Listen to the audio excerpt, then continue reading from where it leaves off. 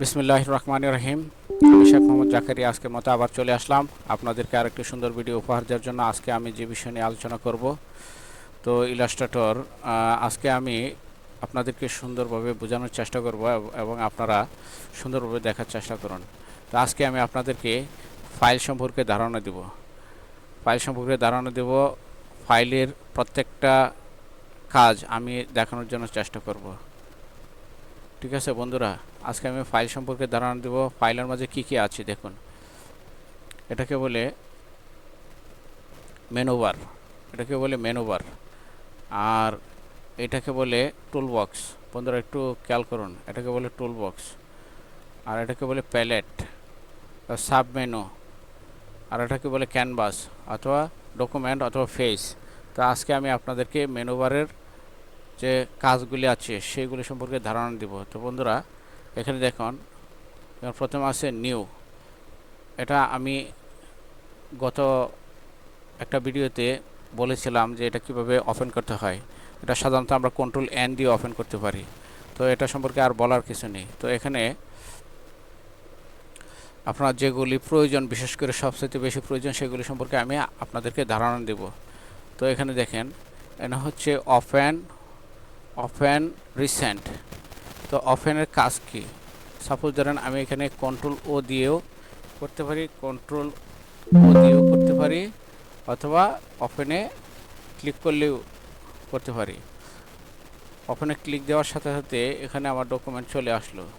Suppose ধরেন এই ফোল্ডারে যাই, এই ফোল্ডারে যে ডকুমেন্টগুলি আছে সেগুলি সব চলে আসলো।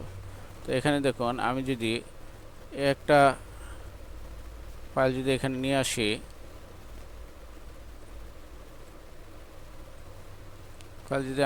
আসি, এভাবে আমি ডকুমেন্ট ওপেন করব।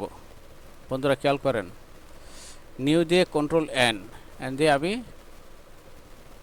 একটা ফেস তৈরি করলাম, কন্ট্রোল এন। আর ওপেনে ক্লিক করলে আপনার এখান থেকে, যে সাপোজ ধরেন এখানে আপনার ডেস্কটপ আছে, ডাউনলোড আছে, আপনার যে ফাইলে আছে সেই ফাইল থেকে আপনি এখানে একটা ফরম্যাট, একটা যে কোনো একটা কিছু ছবি অথবা যে কোনো একটা বস্তু যদি থাকে, এটাকে এভাবে আপনারা নিয়ে আসতে পারবেন। তো গেল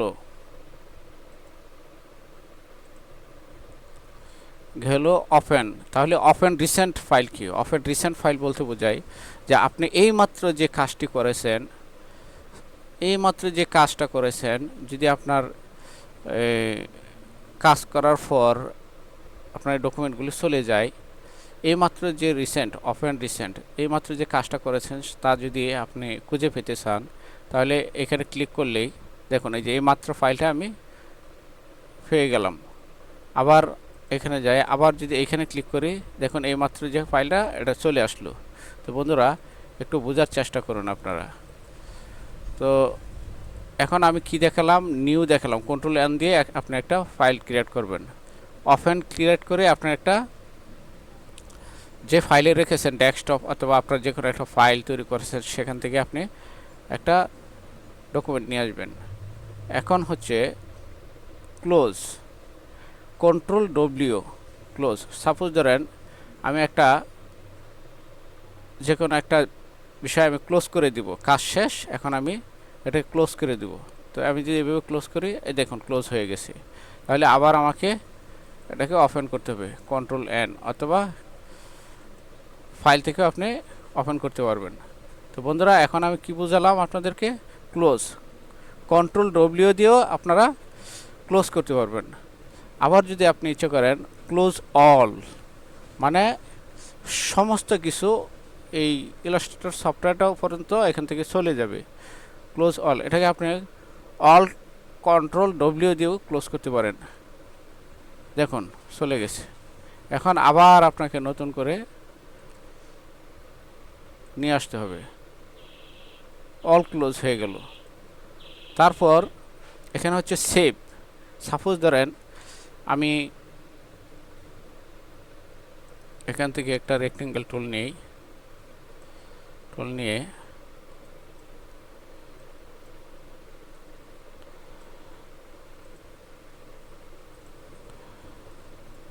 রেক্টেঙ্গুলার টুল নিলাম, আবার একটা এভাবে নিলাম, একটা আপনাদের বোঝানোর স্বার্থে আমি কাজটা করছি। তো এখানে কি বলছে, সেভ। এখন দেখেন, আপনি যদি একটা জিনিস মাথায় রাখেন, সেভ হচ্ছে এক জিনিস, সেভ অ্যাস হচ্ছে আরেক জিনিস। সেভ হচ্ছে এক জিনিস আর সেভ অ্যাস হচ্ছে আরেক জিনিস। আপনি যদি সেভে ক্লিক করেন, দেখুন এখানে সেভ অ্যাস চলে আসবে, আপনি সেভ অ্যাস চলে আসবে। আর যদি এই যে দেখুন সেভ অ্যাস, আর আপনি যদি আবার সেভ অ্যাসে ক্লিক করেন, তা সেভ অ্যাসে আসবে। তো কোনো ডকুমেন্ট যদি আমরা সেভ করতে চাই, কোনো ডকুমেন্ট যদি আমরা সেভ করতে চাই, তাহলে সেভ অ্যাস দিয়ে প্রথমে সেভ করব, সেভ অ্যাস দিয়ে আমরা সেভ করব। ধরেন আমি এটাকে সেভ করলাম পার্ট 1, ধরেন পার্ট 1 দিয়ে সেভ করলাম। এখানে দেখুন ইলাস্ট্রেটর। এখন ইলাস্ট্রেটর আপনার কিসে সেভ করবেন? ইলাস্ট্রেটর 6 আছে, ইলাস্ট্রেটর CS5 আছে। বিশেষ করে প্রিন্টিং প্রেসের জন্য যদি আপনি কোনো কিছু সেভ করে পাঠাতে চান, সেক্ষেত্রে আপনাকে লো ভার্সন যেগুলি আছে, ইলাস্ট্রেটর 10, ইলাস্ট্রেটর 6 এই ধরনেরগুলি সেভ করে আপনাকে পাঠাতে হবে। তো এখানে ক্লিক করলে এটা সেভ হয়ে যাবে। তো আমি ক্যান্সেল দিলাম। তো বন্ধুরা, তা আপনারা একটা মাথায় রাখেন, আমি কিন্তু বেসিক আপনাদেরকে ধারণা দিচ্ছি, আপনারা একটা মাথায় রাখেন, আপনারা যদি সেভ করতে চান, সেভ হবে না, সেভ অ্যাস হবে। দ্বিতীয়বারও যদি সেভ করতে চান, তাহলে পার্ট 1 আছে সেভ, ধরেন এখানে পার্ট 1 দিলাম, অথবা ইউনাইটেড 3 আছে, তখন 3 হবে না। যদি আপনি অন্য একটা ডকুমেন্ট সেভ করতে চান, তাহলে 4 দিতে হবে, তাহলে আপনার এটা সেভ হবে। আরেকটা বিষয় আপনাদেরকে বোঝাই গেল, সেভ, সেভ এস। তারপর ইম্পর্টেন্ট হচ্ছে প্লেস, তারপর ইম্পর্টেন্ট হচ্ছে প্লেস। তো আমরা প্লেস কিভাবে করব? সাপোজ ধরেন আমি এখানে একটা ক্লিক করলাম, ক্লিক করার পর এই ফিক্সারটা আমি প্লেস করে এখানে নিয়ে আসলাম, এসে এখানে ছেড়ে দিলাম।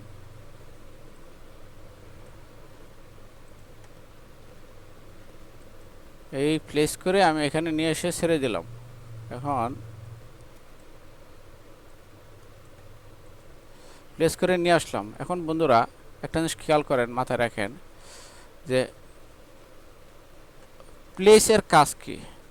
প্লেসের কাজ হচ্ছে, আপনি যদি কোনো কিছু ডকুমেন্টকে প্লেস করে নিয়ে আসতে চান, সেক্ষেত্রে এই প্লেস দিয়ে অথবা শিফট কন্ট্রোল পি দিয়ে নিয়ে আসতে পারেন, শিফট কন্ট্রোল পি দিয়ে এভাবে নিয়ে আসতে পারেন। আবার আরেকটা ডকুমেন্ট আপনি এভাবে নিয়ে আসতে পারেন, ডাইরেক্ট এভাবে নিয়ে আসলে এরকম হয়ে যাবে। আর যদি আপনি প্লেস দিয়ে নিয়ে আসেন, এরকমভাবে সেট আপ হবে, আলাদা একটা ফাইল তৈরি হবে। আর প্লেস দিয়ে নিয়ে আসলে আপনার এই ইমেজের উপর স্থানান্তরিত হবে। তো বন্ধুরা, এখন গেল প্লেসের কাজ। এখন দেখাবো এক্সপোর্টের কাজ। বন্ধুরা, আমি এখন আপনাদেরকে দেখাবো এক্সপোর্ট এর কাজ। ডিলিট করে দিই। এখন আমি দেখাবো এক্সপোর্ট এর কাজ। বন্ধুরা, এক্সপোর্ট হলো ইমেজ সেভ করার বা পিকচার সেভ করা। এক্সপোর্ট হলো ইমেজ সেভ করা অথবা পিকচার সেভ করা। সাপোজ ধরেন আমি কোনো ভাইয়ের কাজ করলাম, কাজ করার ক্ষেত্রে আমি তো ভাইয়ের তো আর ইলাস্ট্রেটর সফটওয়্যার নেই কিংবা ল্যাপটপ নাও থাকতে পারে। তাকে একটা ফাইল তৈরি করে তাকে আমি কি করলাম, মোবাইলে এক্সপোর্ট করে পাঠিয়ে দিলাম। তো এক্সপোর্টটা সাধারণত মোবাইলে হয়ে থাকে অথবা ওয়েব রিলেটেড যেগুলি আছে সেগুলিতে সেন্ড করা যায়। তো এক্সপোর্টটা কীভাবে করতে হয় সে বিষয়ে আমি আপনাদেরকে ধারণা দিই। সাপোজ ধরেন এখানে আমি ডকুমেন্ট তৈরি করলাম, একটা করলাম। বন্ধুরা দেখুন আপনারা,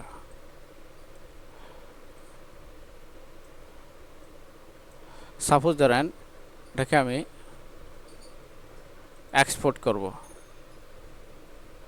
এখান থেকে এক্সপোর্টে যাব, এক্সপোর্ট থেকে সেভ ফর ওয়েবে যাব, এক্সপোর্ট থেকে সেভ ফর, বন্ধুরা দেখুন সেভ ফর ওয়েবে যাব। অল্ট শিফট কন্ট্রোল এস দিয়েও আমরা যেতে পারি।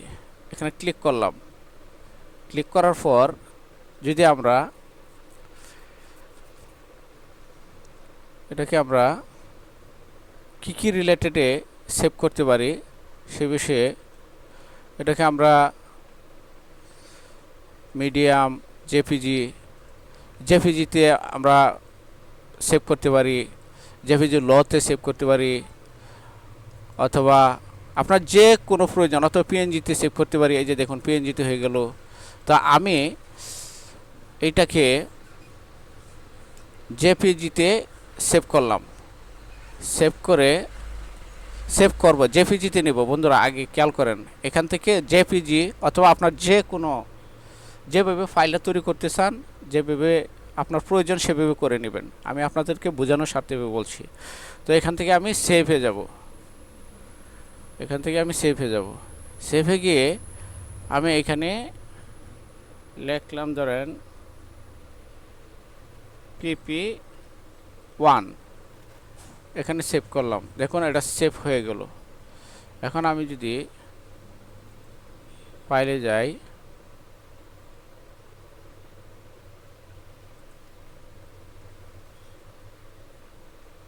এটা PP1-এ সেভ হয়ে আছে। আবার আমি একটু, বন্ধুরা আমি একটু দেখাই, আপনারা একটু অপেক্ষা করেন।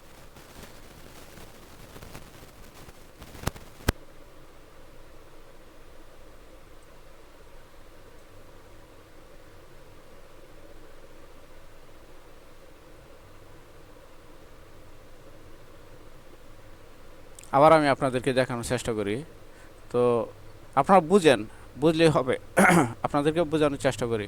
আপনারা যাবেন এক্সপোর্ট থেকে সেভ ফর ওয়েব থেকে যাবেন এইখানে প্রিসেটের নিচে নেম, আপনি কোন ফরম্যাটে সেভ করবেন, জেপিজি, পিএনজি, যে কোনো এতে। এখান থেকে যাবেন সেভ থেকে আপনি যাবেন এখানে আপনার ধরেন ইউনাইটেড 3, এখানে আপনি ডেস্কটপে সেভ করবেন। এখন বন্ধুরা দেখেন, এই যে আমি সেভ করলাম। এখন আমি ফাইল থেকে ওপেনে যাব, ওপেন থেকে ডেস্কটপে যাব।